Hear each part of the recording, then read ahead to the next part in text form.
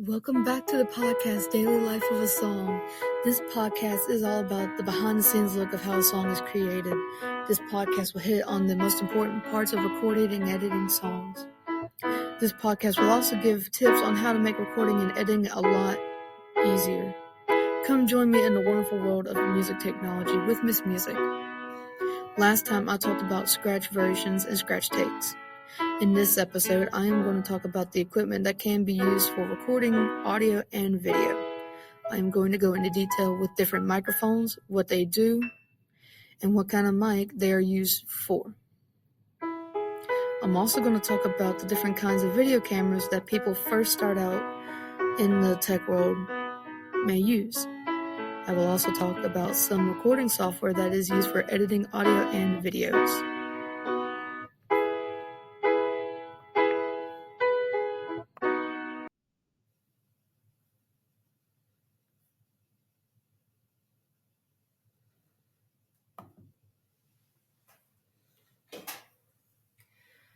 Alright, so I'm going to be talking about record equipment for audio. Now, there is a lot of mics used in the recording world. I'm just going to show you a few that the college I go to uses and what purpose they serve in recording. So, the first mic I'm going to talk about is the Shure Mic Beta 87A. Now, these mics are usually used when we have a vocal group performing so that their voices are picked up well. And they can move around without having to be stuck in a place due to a wire. This mic is a dynamic microphone used for vocals. As you see, it is wireless. So instead of having to use an XLR cable, which as you can see right here, these are usually used for our wired microphones at best, similar to the cord I have for my own.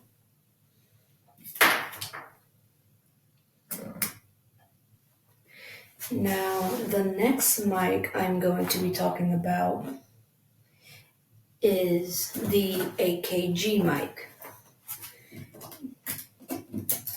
Now, you see it's in a very special case, unlike the rest, which are in bags. So, this microphone is a multi-pattern condenser mic. This kind of mic is used very easily. It is used for picking up acoustic instruments such as guitars. So if you can see, there's these different switches that changes the decibels and the hertz. It's more box shape. And on this side, it just gives like an overall pattern on how it's going to be picked up. It's very shiny. This microphone is usually around $2,000. And in order to use this microphone, you hook it up like a normal mic, but you have to have something called phantom power. Now, phantom power is just a little switch, but if you use it on a mic that does not need it, you can mess up your equipment. With a wireless mic, you don't have to have phantom power. The next microphone I am going to show you is an SM57. Now, the 57, this is a dynamic snare mic. Usually this is used for recording drums, guitars, and woodwinds. This does not require phantom power. If you use phantom power on this, it could likely mess it up. This mic and a lot of these price around $100. So for those who haven't seen a dynamic mic like this, it looks different than your normal vocal mic. It says on there what it is, the name brand, what pattern it picks. Usually with these, you'll put these on a stand and have them over a drum set, specifically the snare. The next microphone I am going to show you is an SM58. Now, you would think they look very similar, but they do not. The 57 is a snare mic, so it's going to be different for picking up snare. The SM58 is a cardioid dynamic vocal microphone, which is used for vocal recording with a built-in pop filter. This price is around $100 as well. So it looks just like your normal microphone, no fancy gizmos, same plug-in as the other mics. An XLR cable will work just fine. Now, the next microphone is an AT2020. So this microphone is a condenser mic, a cardioid condenser mic, which is used for recording vocals, acoustics, and electric instruments. It's very popular for podcasting. It prices around $100, give or take. The AT stands for Audio Technica. And since it's a condenser, you have to have phantom power. But as you see, it is very similar to my own microphone. And last but not least, the last mic I will be showing you is an AT2035.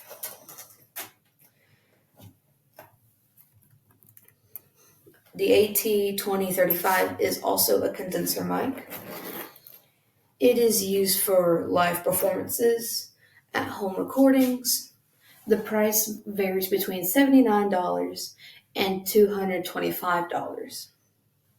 Now, it looks very similar to the AT2020, but on the AT2020, it does not have these two little switches.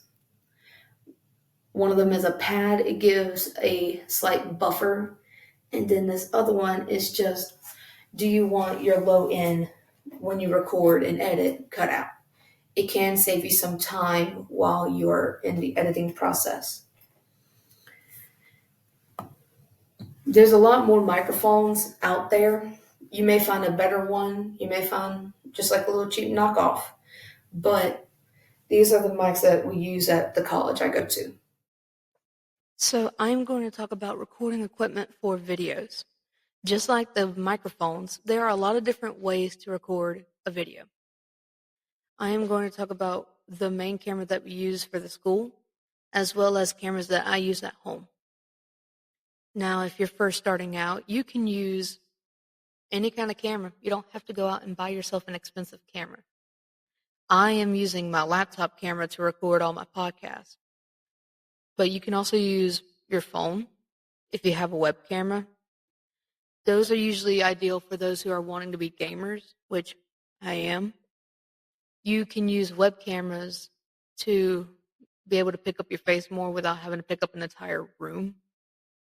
And then there is the Panasonic UX series. Now, this camera, as you can see in the picture, this camera is used for school events. We use it for chapel, for different concerts that go on inside and outside of the building. We use this one a lot. It is very easy to use if you're explained and taught how to use it. It usually sits on a stand, but you can move around with it. It does have a little side handle where you can hold it. You can look through the little hole to see through, or if it's on a stand, you can look at the little screen that it's on. There is a filter on the lens itself to keep it from getting dirty, which if you don't clean it, it can mess up inside of the equipment. Now the camera, it has buttons on the side of it that can adjust gain, how bright it looks on a stage, how focused it is. And if you're using it on a stand, you have a little stick off to the side with a focus knob and a iris knob. Iris, it's how much light is going into the camera eye. Now, what you see through videos are not as clear as what you would see in person, obviously. But we are able to mimic what the human eye can't see.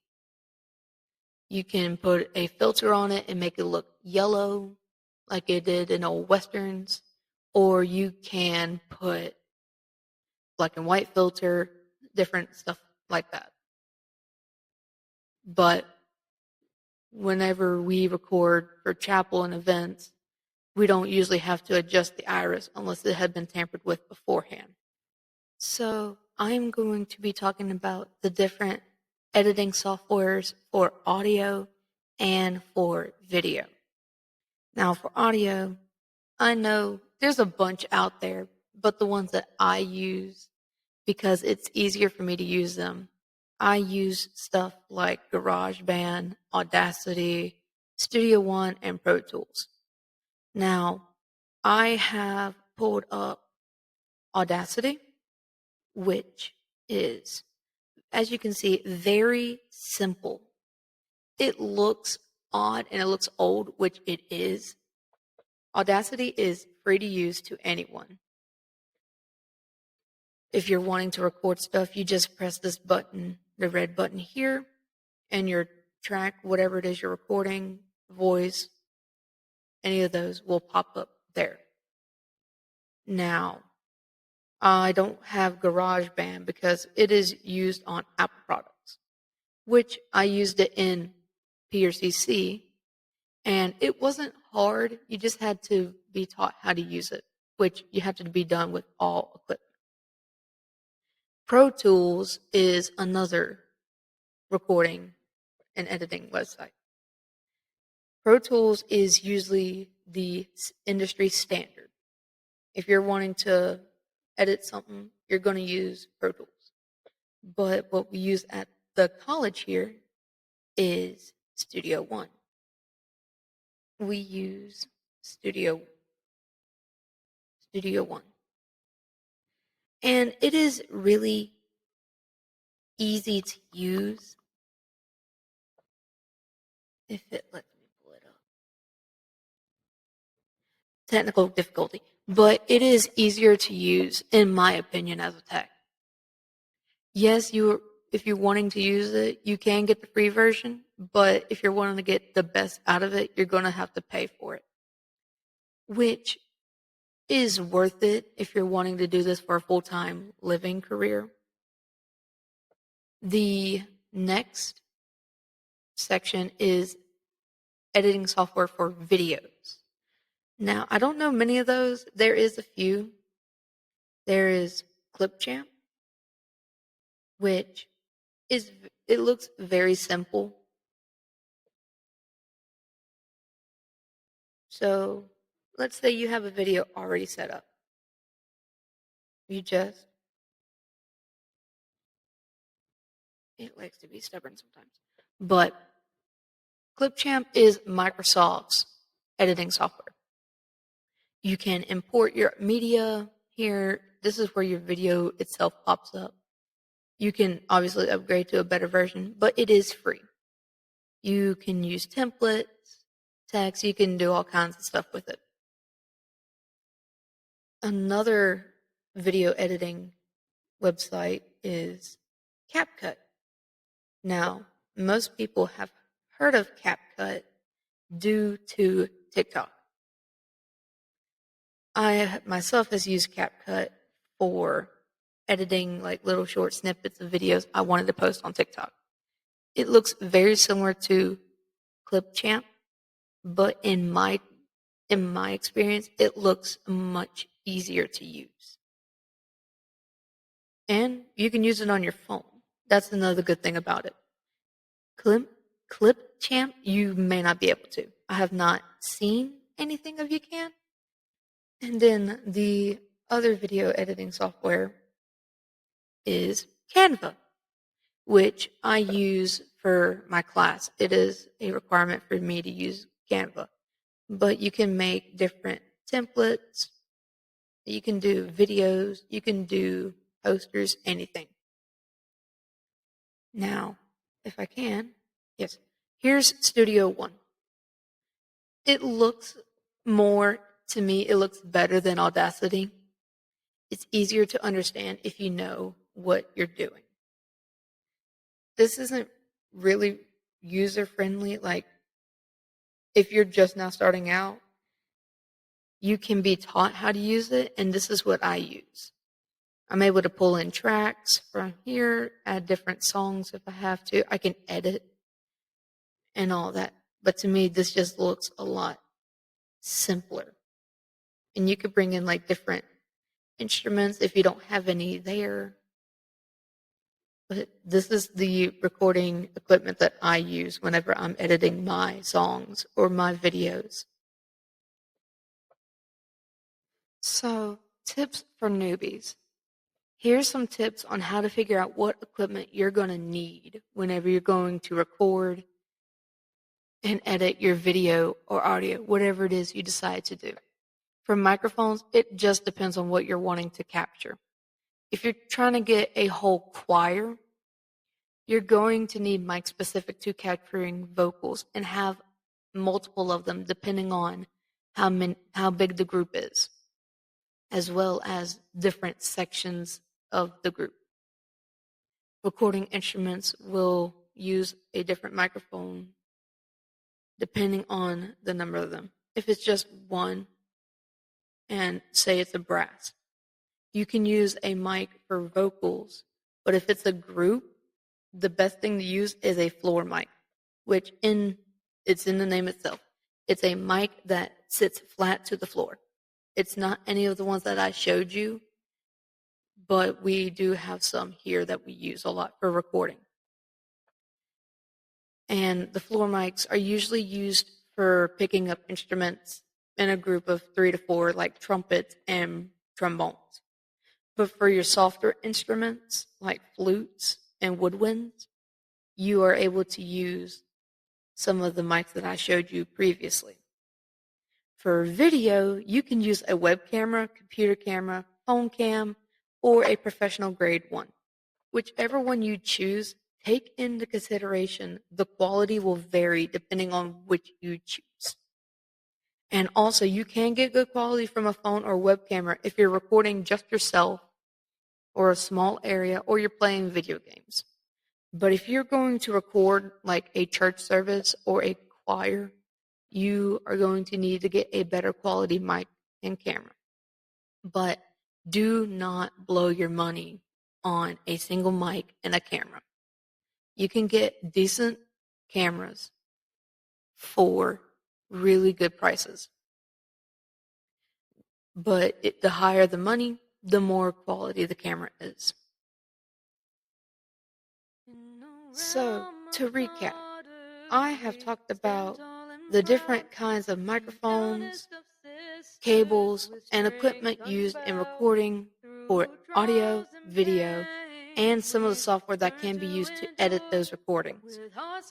I'm glad y'all could join me as we dove into the realm of music. Y'all make sure to come back and join me for my next episode, as I am going to talk about editing the recordings that you have. Editing those recordings will likely be a 2 or 3 part episode. Thanks for watching. Y'all have a wonderful day, and Miss Music will catch you later.